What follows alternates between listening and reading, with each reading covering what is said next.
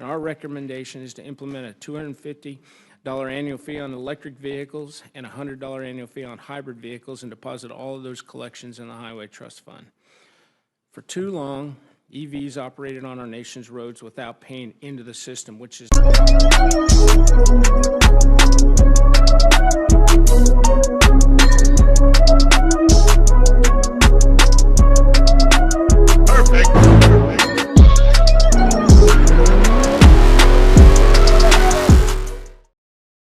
You're recognized. Chairman Fox, Ranking Member McGovern, and members of the committee, good morning, and thank you for the opportunity to testify today on the House Committee on Natural Resources Reconciliation title, which far exceeds our committee's instructions by kickstarting a golden age of American energy and wisely stewarding our natural resources. Madam Chair, there's been an attack on American energy that goes back to the Biden administration, where political science versus real science has ruled the day, and Washington's been playing games with our energy security, with our energy production here at home, and we're in a tough position right now because of the increased demand for energy resources. But thank goodness Republicans, President Trump has made energy dominance a priority of the Republican Party, and that's outlined in the House Committee on Natural Resources part of the reconciliation bill. And according to preliminary estimates provided by the Congressional Budget Office, our committee will generate over $20 billion in savings and new revenue for the federal government by putting the wealth of our natural resources to work and doing that cleanly, safely, responsibly, and reining in wasteful spending. But that's really only part of the story, because we've received outside scoring from the Energy Policy Research Foundation that projects that our title will generate as much as $91.5 billion of new savings and revenue.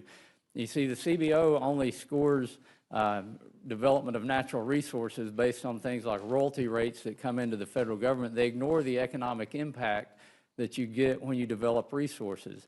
They ignore that if you drill a new well platform, it takes a tremendous amount of supply chain to build that. They ignore the fact that it's going to employ people. They ignore the fact that for 50 years, the tax revenue to the federal government has been about 17.5% of the GDP. So if you grow the economy, you're also growing the revenue coming in to the federal government. But again, we had a $1 billion instruction, and we're 20 times that. Another example, an economic study by the Energy and Industrial Advisory Partners examined the impact of holding just 2 offshore oil and natural gas lease sales in the Gulf of America per year and semi-annual lease sales in Alaska's Cook Inlet. This is a plan that's similar to provisions included in our legislation. They project that these sales alone would increase revenue by $230 million annually, boost our GDP by $1.3 billion each year, and create nearly 16,000 jobs. That's the kind of economic growth that our country needs, and at the same time, we can become energy dominant while we're doing that. We've worked very closely with our dais, with fellow members of Congress, state and local leaders, stakeholders, and our colleagues in the Senate to create a new revenue and savings for the federal government by answering the call to unleash American energy dominance. And as we know, global demand for affordable, reliable energy is rising at an exponential rate. This presents a fiscal opportunity for the United States to generate immense wealth for our nation by being an energy provider to the world.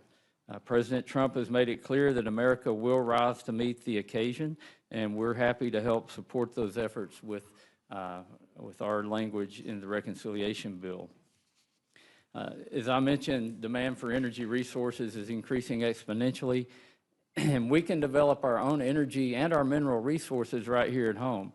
Our country has been blessed with abundant resources, but we have this not in my backyard mentality that's hurting the American economy, it's hurting the federal budget, and it's hurting, maybe more importantly, our national security. This just isn't an issue of economic growth and prosperity, but it's also critical to our national security.